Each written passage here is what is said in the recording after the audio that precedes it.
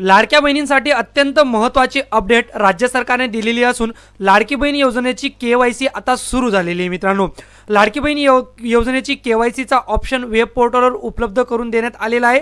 तुम्हीही घरी बसून या योजनेची केवायसी करू शकतात। तुम्हाला कुठेही जाण्याची गरज नाही, तुम्ही घरी बसून तुमची लाडकी बहीण योजनेची केवायसी करू शकता। मित्रांनो, या व्हिडिओमधून मी तुम्हाला स्टेप बाय स्टेप सांगणार आहे, तुम्ही तुमच्या मोबाईलमधून ही केवायसी प्रक्रिया कशा पद्धतीने पूर्ण करू शकतात। ही केवायसी प्रक्रिया पूर्ण करण्यासाठी तुमच्याकडे तुमचा आधार कार्ड आणि त्या आधार कार्ड सोबत जो मोबाईल नंबर लिंक असेल तर तो मोबाईल नंबर चालू असणं गरजेचं आहे। चला तर आता ए टू जेड स्टेप आपण आता ई केवायसीची पाहूया अगदी सोप्या भाषेत। आता तुम्हाला काय करायचं आहे, तुमच्या मोबाईलच्या क्रोम ब्राउझर मध्ये यायचं आहे। मित्रांनो, मोबाईलच्या क्रोम ब्राउझर मध्ये आल्यानंतर इथं बघा वरती लाडकी बहीण महाराष्ट्र.gov.in असं सर्च करा। असं सर्च केल्यानंतर तुम्हाला पहिलाच ऑप्शन येईल मुख्यमंत्री माझी लाडकी बहीण योजनेची जी गव्हर्नमेंटची साईट आहे तर ती गव्हर्नमेंटची साईट ओपन होईल। मित्रांनो, तर पहिल्या ऑप्शनवर तुम्हाला क्लिक करायचं आहे। पहिल्या ऑप्शनवर क्लिक केल्यानंतर तुम्हाला हा बघा मुख्यमंत्री माझी लाडकी बहीण योजनेची लाभार्थी ई केवायसी प्रक्रिया पूर्ण करण्यासाठी येथे क्लिक करा असा एक पॉपअप शो होईल। आता मित्रांनो, हा पॉपअप जरी तुमचा शो होत नसेल तर तुम्हाला काय करायचं आहे, तुमच्या क्रोम ब्राउझरच्या 3 डॉट दिसत आहे ना, तर त्या 3 डॉट मध्ये तुमचा डेस्कटॉप साईट हा मोड ॲक्टिव्ह करून घ्या, जेणेकरून जे वेब ब्राउझर पोर्टल आहे लाडकी बहीण योजनेचं तर ते लाडकी बहीण योजनेचं वेब पोर्टल हे ओपन होईल। जरी तुम्ही हा टॅब ओपन केला नाही तर असा जो मुख्यमंत्री माझी लाडकी बहीण योजने केवायसीचा ऑप्शन आहे तर तो केवायसीचा ऑप्शन तुम्हाला शो होणार नाही। त्यामुळे तुमच्या क्रोम ब्राउझरचा डेस्कटॉप मोड ॲक्टिव्ह करून घ्या। मित्रांनो, डेस्कटॉप मोड ॲक्टिव्ह केल्यानंतर या पॉपअपवरती तुम्हाला क्लिक करायचं आहे। या पॉपअपवर क्लिक केल्यानंतर आता तुमच्या समोर बघा ई केवायसी मुख्यमंत्री माझी लाडकी बहीण योजना अशी एक विंडो उघडेल, ज्यात तुम्हाला आधार कार्ड नंबर टाकायचा आहे। आधार कार्ड नंबर टाकल्यानंतर खाली बघा कॅप्चा आहे, तर तो कॅप्चा सुद्धा तुम्हाला टाकायचा आहे। आधार कार्ड नंबर कॅप्चा टाकून घ्या। मित्रांनो, मी इथं आधार कार्ड नंबर आणि कॅप्चा टाकून घेतलेला आहे। आधार कार्ड नंबर आणि कॅप्चा टाकल्यानंतर तुम्हाला काय करायचं आहे, मी सहमत आहे असं एक चेकबॉक्स दिसत असेल तर या चेकबॉक्सवर तुम्हाला क्लिक करायचं आहे। मित्रांनो, चेकबॉक्सवर क्लिक केल्यानंतर OTP पाठवा असा पर्याय दिसेल तर OTP पाठवा या पर्यायावर तुम्हाला क्लिक करायचं आहे। OTP पाठवल्यानंतर तुमच्या आधार कार्ड सोबत जो मोबाईल नंबर लिंक असेल तर त्या मोबाईल नंबरवर OTP गेलेला असेल तर तो OTP तुम्हाला आता इथं टाकून सबमिट करा या पर्यायावर तुम्हाला क्लिक करायचं आहे।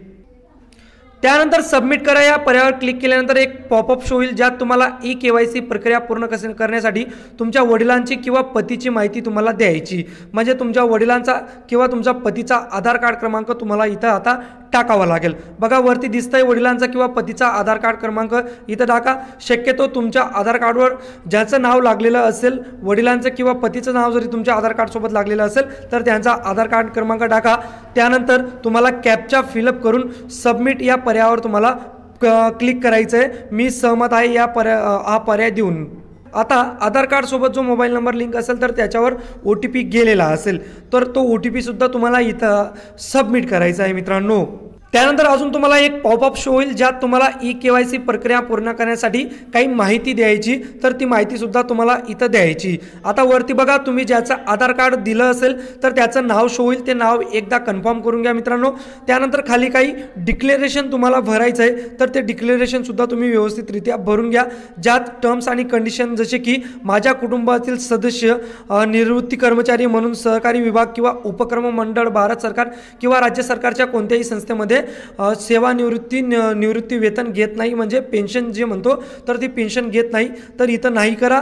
त्यानंतर तुम्हाला इकडे तुमचा जात प्रवर्ग सुद्धा निवडायचा आहे। बघा बाजूला आपण आता बघूया, इथं जात प्रवर्गाचा सुद्धा कॉलम देण्यात आलेला आहे। इथं तुमचा जात प्रवर्ग निवडून घ्या, ज्या कॅटेगरीमधून तुम्ही येत असाल तर ती कॅटेगरी तुम्ही इथं निवडून घ्या। या बघा एवढ्या कॅटेगरी इथं देण्यात आलेल्या आहे, यापैकी ज्याही कॅटेगरीमधून तुम्ही येत असाल तर ती कॅटेगरी तुम्ही निवडून घ्या। मित्रांनो, त्यानंतर 2 नंबरचा ऑप्शन आहे तो म्हणजे माझ्या कुटुंबातील केवळ एक विवाहित आणि एक अविवाहित महिला लाडकी बहीण योजनेचा लाभ घेत आहे तर हो असा पर्यायावर तुम्हाला क्लिक करायचं आहे। तर अशा पद्धतीने तुमचं हे जे डिक्लेरेशन आहे तर ते डिक्लेरेशन हे भरलं गेलेलं आहे। त्यानंतर चेकबॉक्सवर क्लिक करा आणि सबमिट करा या पर्यायावर तुम्हाला क्लिक करायचं आहे। सबमिट करा हा पर्याय दिसत असेल तुम्हाला तर त्याच्यावर क्लिक करा। मित्रांनो, सबमिट पर्यायावर क्लिक केल्यानंतर तुमची केवायसी यशस्वीरित्या पूर्ण झालेली आहे तर असा ग्रीन कलरमध्ये तुम्हाला पॉपअप शो होईल, म्हणजेच तुमची केवायसी आता लाडकी बहीण योजनेची कंप्लीट झालेली आहे। मित्रांनो, तर अशा पद्धतीने तुम्ही जरी 2 महिन्याच्या आत तुमची KYC कंप्लीट केली नाही तर तुम्हाला 1500 रुपयाचा लाभ हा बंद करण्यात येईल। त्यामुळे तुम्ही हे स्टेप फॉलो करून तुमची KYC आजच घरी बसून करून घ्या मित्रांनो। अधिक माहितीसाठी तुम्ही मला कमेंट बॉक्समध्ये कमेंट करू शकतात। काही KYC करण्यात प्रॉब्लेम येत असेल, अडथळा येत असेल मित्रांनो, शक्यतो KYC रात्रीच करा, कारण रात्री वेबसाईट चांगल्या पद्धतीने चालते। दुपारी तुम्हाला OTPचा प्रॉब्लेम येऊ शकतो, म्हणून रात्रीच KYC करा मित्रांनो। हा व्हिडिओ जास्तीत जास्त लाडक्या बहिणींपर्यंत नक्कीच फॉरवर्ड करा आणि अशाच महत्त्वपूर्ण अपडेटसाठी आपलं चॅनल सबस्क्राईब करायला विसरू नका।